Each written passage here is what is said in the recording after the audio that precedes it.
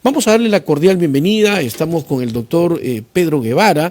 Él es precandidato del Partido Perú Moderno, economista, arquitecto y también político y aparte también analista que está con nosotros. Pedro, ¿cómo estás? Muy buenos días. Un gusto estar contigo, Martín. Gracias por la invitación. ¿Qué vamos a hacer realmente en nuestro país hoy en día? Es sumamente terrible. Más de 5.000 locales que tenían sus tienditas están cerrando el día de hoy, los negocios pequeños en nuestro país. ¿Cómo se va a hacer para poder tener una mejor inversión en el Perú, sabiendo que la delincuencia nos respira pues en la nuca todos los días? Sicariato, extorsiones, delincuencia, bueno, y la lista continúa. ¿Cómo vamos a hacer para recuperar la inversión en nuestro país? Bueno, el primer paso es la decisión política. Sin estabilidad jurídica, sin estabilidad en seguridad, no puede caminar el país. En el corto plazo, lo más urgente y la primera responsabilidad del Estado es la seguridad. Primero con la decisión política, con un plan estratégico, no necesariamente holístico, porque muchas manos en un plato hacen un garabato, sino bajo un enfoque sistémico donde en primer lugar, se destinen los recursos. Es lamentable que en el presupuesto de la República para el próximo año se hayan reducido alrededor de 500 millones de soles menos que el año anterior. Tenemos que transformar la Policía Nacional, asignar recursos para que los propios policías tengan las herramientas. Es inadmisible que ahora tengan que comprarse hasta su chaleco antibalas, sus balas. Tenemos que recurrir, en primer lugar, a modificar el aparato legislativo, lo judicial, para que las penas sean mucho más dramáticas. Tenemos que considerar ya salir de la jurisdicción de la Corte Interamericana, probablemente pidiendo un referéndum para que venga con el apoyo del pueblo peruano. Tenemos que, en primer lugar, asumir todas esas funciones para prevenir, ubicar, capturar, procesar y meter preso a la delincuencia. Pero un delincuente que roba una bolsa, un celular, no es lo mismo pues que un delincuente avesado que maneja una red criminal para la extorsión en patadas, etcétera, etcétera. Entonces, cada causa debe ser abordada en función del tipo de crimen que se comete. Una de las causas, para empezar, es la carencia de oportunidades de realización personal. Hay 1,5 millones de peruanos que no estudian ni trabajan. Y su trabajo, en buena cuenta, es salir a delinquir. Todos esos jóvenes deben tener la oportunidad de educarse, de prepararse y también conseguir un trabajo que les genere oportunidades de realización personal. Para los delincuentes que evidentemente están proliferando con las redes internacionales del crimen, obviamente hay que establecer, para empezar, las estaciones de flagrancia.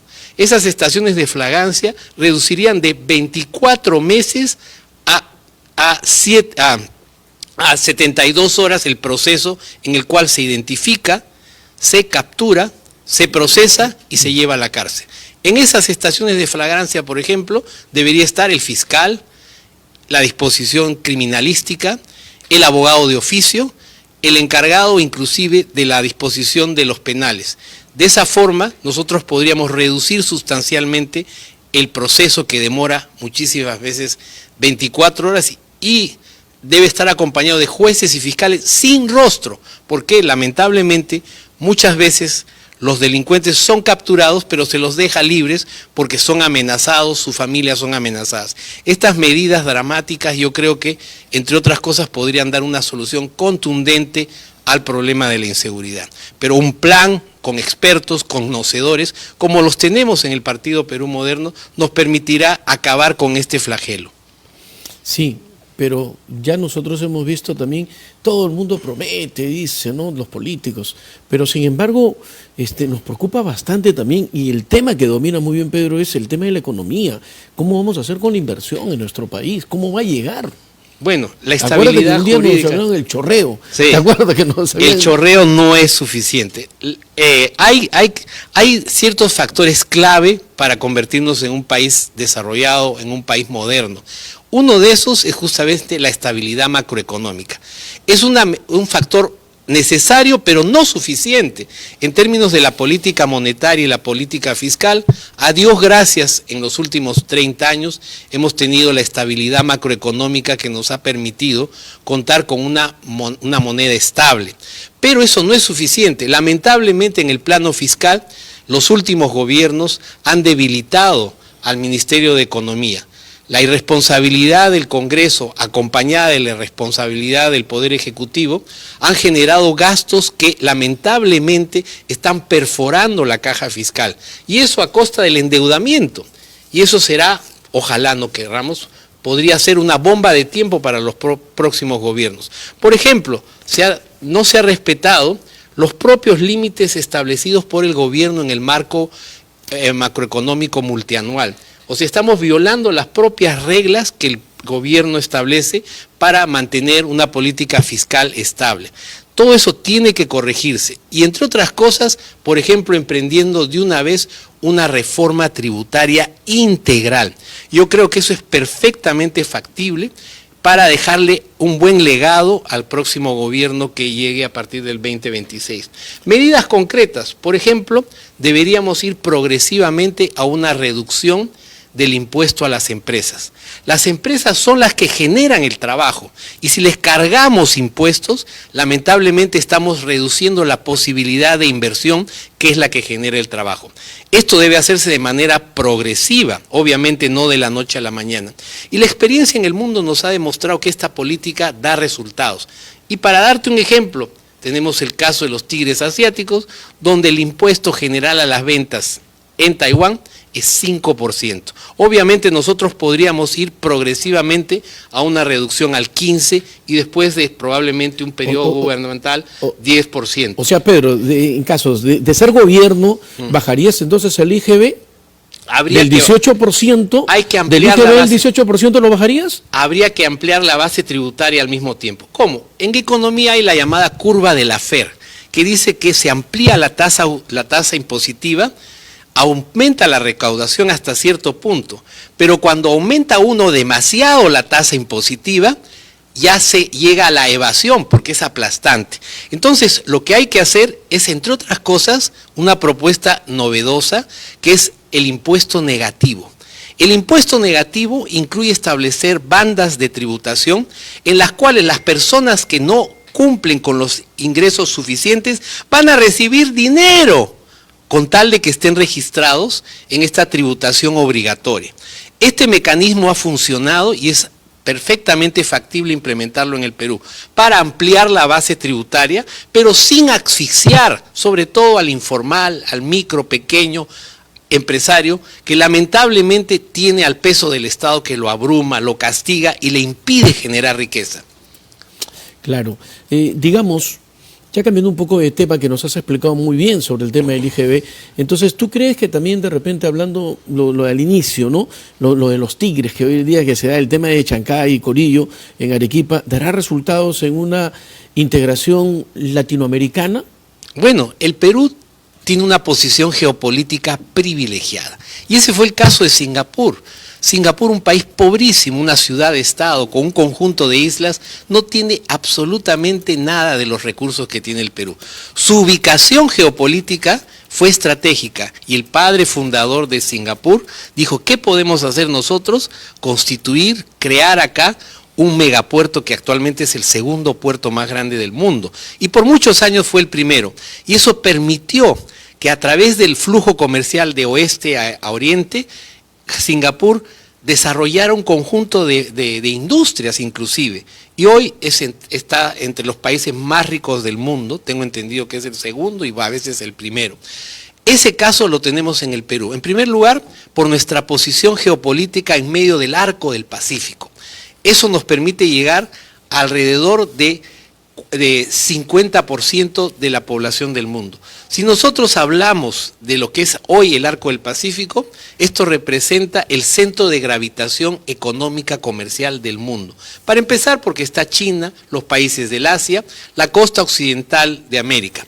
A partir de estos puertos, y ya tenemos un pie en el arco del Pacífico con el puerto de Chancay, nosotros podríamos crear otro puerto en Corío, en la provincia de Islay. ¿Y cuál sería la ventaja de Corío? En primer lugar, que sería un hub multimodal que permitiría que todo Sudamérica comercialice con el arco del Pacífico. Pero este proyecto, para que no se convierta en un elefante blanco, tiene que venir acompañado de otros proyectos. Por ejemplo, el tren bioceánico, que permitiría conectar el Océano Pacífico con el Océano Atlántico. Para empezar, desde Corío, cruzando Perú, Bolivia, y llegando hasta el puerto el segundo puerto más grande de América Latina, el puerto de Santos, que está a 1 hora de Sao Paulo, el mayor centro industrial de América Latina. Nosotros, solamente con Brasil y el potencial agroexportador ganadero de Brasil, ya justificamos el completar esta vía interoceánica, que tendría un ramal, para empezar, a través del río Paraná-Paraguay, que conectaría a Paraguay, Uruguay, Argentina. Y además, ramales de tren que ya existen en Bolivia, por ejemplo, el ramal oriental y el ramal occidental, que conectan Bolivia con Río de la Plata, es decir, con Argentina. Con esto nosotros tendríamos un conjunto de proyectos que permitiría establecer la industrialización. El Perú puede, por ejemplo, constituirse en un clúster para construir autos eléctricos. Hoy en día tenemos el llamado, por ejemplo, triángulo ABC, Argentina, Bolivia y Chile, que representan 48% de las reservas mundiales de litio. ¿Y qué es el litio, Martín? El litio es el petróleo del siglo XXI. Obviamente esto va a evolucionar a otras matrices energéticas, porque está el ion de sodio, está el hidrógeno verde, y para todas esas matrices energéticas nosotros tenemos un potencial extraordinario. Hablar concretamente de litio. En el Perú tenemos un potencial ya descubierto en Macusani, Puno. Si nosotros sumamos al triángulo Argentina, Bolivia, Chile, ABC, le sumamos Puno, tendríamos 52% de las reservas mundiales de litio. Y el litio está en tu celular, en los autos eléctricos, en todos los aparatos. Acá también. Y eso lo podemos industrializar en el Perú, para que Argentina, Bolivia y Chile tengan en el Perú el foco industrial, el clúster industrial, inclusive de los autos eléctricos. Pero ¿qué falta ahora, Pedro? La voluntad. ¿Voluntad? Porque el Corío es un buen proyecto, nos estás graficando muy bien. Es más, el Perú se puede convertir en un Singapur 2. El Singapur sudamericano. Claro. O sea, estuvimos tranquilos realmente. Pero eso tiene que venir acompañado de un conjunto de proyectos, como el clúster de autos eléctricos, el clúster de litio, el tren interoceánico, la zona económica especial que conectaría Tacna con Puno. Puno sería uno de los ejes del comercio sudamericano, pero con una zona económica especial que traiga inversión, pero acompañada de tecnología. Porque para industrializar en Perú, lamentablemente se ha pensado solamente sobre la base de 2 patas, el Estado y la academia. Pero falta la tercera pata, que es la empresa privada. Y a través de la empresa es que nosotros podemos industrializar un país. Primero, para que los microempresarios también se articulen a las grandes cadenas de valor. Acá concretamente hablando de San Juan de Lurigancho. ¿Cómo me podría a mí beneficiar el puerto de Chancay y el puerto de Corío? Nuestra proximidad desde San Juan de Lurigancho a Chancay, en primer lugar, permitiría que nosotros podamos crear los parques industriales. Hoy en San Juan de Lurigancho, el distrito más grande del Perú, que debería ya convertirse en una provincia, tenemos un enorme potencial de microempresarios que lamentablemente no trabajan en las condiciones adecuadas para incrementar su productividad. En su casa tienen un taller, no tienen ni siquiera corriente. Estableciendo los parques industriales, tendrían el espacio adecuado, en primer lugar, para contar con maquinaria, apoyo financiero, apoyo tecnológico, con institutos y universidades que trabajen de la mano con ese pequeño industrial, con ese microempresario. Esto, entre otras cosas, les permitiría producir más, ya no solamente un escritorio, sino 10, 100 y 1000 escritorios. Confeccionar ya no solamente pocas prendas, sino también con el asesoramiento de la tecnología y la universidad. Por ejemplo, hablar de las confecciones con tejidos inteligentes. Todo esto tiene un enorme potencial en el cual el proceso de industrialización debe llegar también a las micro y pequeñas empresas. Y lo hemos trabajado. porque tenemos un equipo de personas que conoce el aparato estatal por dentro y conoce la experiencia en otras partes del mundo, que es perfectamente adaptable al caso del Perú. Mira, hablando de Corío, realmente en Arequipa tenemos que irnos preparando, ¿ah? Porque esto va a venir muy rápido, realmente, y si no estamos preparados, pues vamos a perder una gran oportunidad. Así es, y el Perú ya dio un primer paso con Chancay, pero Corío, Corío es un monstruo. Para darte una idea, Chancay tiene una capacidad para recibir 1 millón de TEUs cuando se complete la primera etapa. Claro. Shanghái es 48 veces más grande que lo que va a ser Chancay. O sea, está bien sentirnos orgullosos por Chancay, pero es un lunar, pues. Es un Chancay claro, de a medio, pues al lado de Shanghái. Shanghái. Pero el potencial de Corío está por encima de los 100 millones de TEUs. O sea, podemos constituirnos, obviamente en el proceso de una década, en uno de los puertos más grandes del mundo. Para empezar, por sus condiciones geomorfológicas. La profundidad de las aguas es de 28 metros de calado. En cambio, nuestros hermanos chilenos están con 12, 15. Y esa profundidad de calado es un factor esencial para la llegada de los grandes buques que han revolucionado el comercio mundial. Y esto puede tener un impacto no solamente en la industria, en el turismo. Imagínate todo, ¿no? Que nosotros tengamos la posibilidad de encallar, de llegar con esos grandes cruceros que ya circulan por el mundo y pueden llevar entre 65.000 y 100.000 turistas. ¿Te imaginas? Esos barcos anclando en el norte para llegar al carnaval al cajamarquino, para llevar al Inti Raymi en Cusco, para llegar a la fiesta de la Candelaria en Puno. Nosotros podríamos y deberíamos explotar ese enorme recurso turístico por la gastronomía, por nuestras tradiciones, nuestra cultura. El Perú, en su historia, ha sido el lugar más importante del mundo. Hemos tenido una de las culturas agrarias fundacionales de la humanidad.